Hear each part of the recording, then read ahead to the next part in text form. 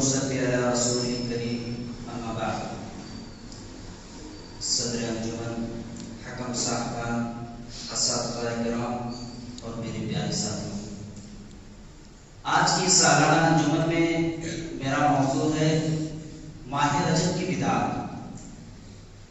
پیارے بھائیوں، سنت نبوی کی شرح اللہ تعالیٰ کی خوشنودی اور جنت کا راستہ ہے، جبکہ دین میں بدعات کا اجرا ضلالت اور جہنم کا راستہ ہے۔ اللہ کے رسول کا فرمان ہے، میں تمہیں سیدھی روشن شاہراہ پر چھوڑ کر جا رہا ہوں، اس کی رات بھی دن کی طرح روشن اور واضح ہے، میرے بعد کوئی تباہی اور ہلاکت چاہنے والا ہی اس رائے سے ہٹے گا۔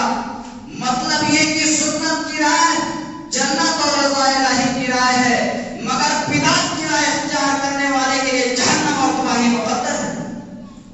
اسلام کے صاف ستھرے اور پاکیزہ دین کو اسی دین کے نام لیواؤں نے مختلف بدعات کے اجرا کے ذریعے چیستہ بنا کر رکھ دیا۔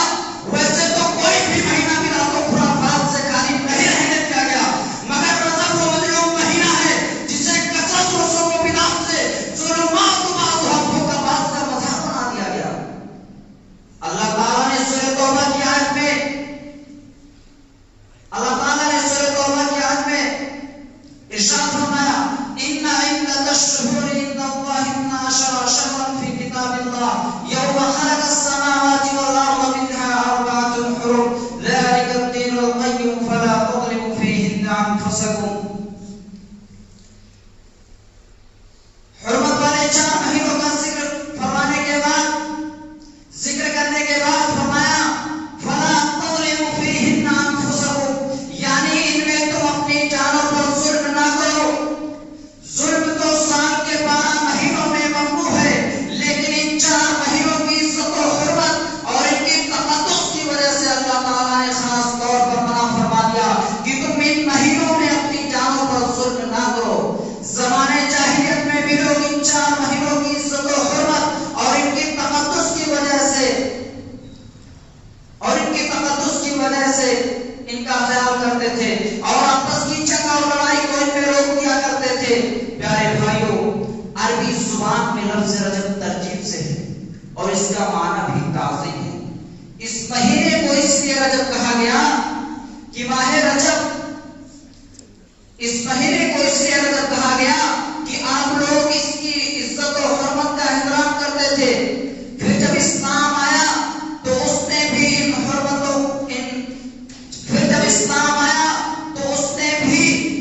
حرمت والے مہینوں کے احترام و عزت کو برقرار رکھا، اور ساتھ ہی ساتھ ان میں لوگ جن امور کو انجام دیتے ہیں ان سب سے منع فرما دیا۔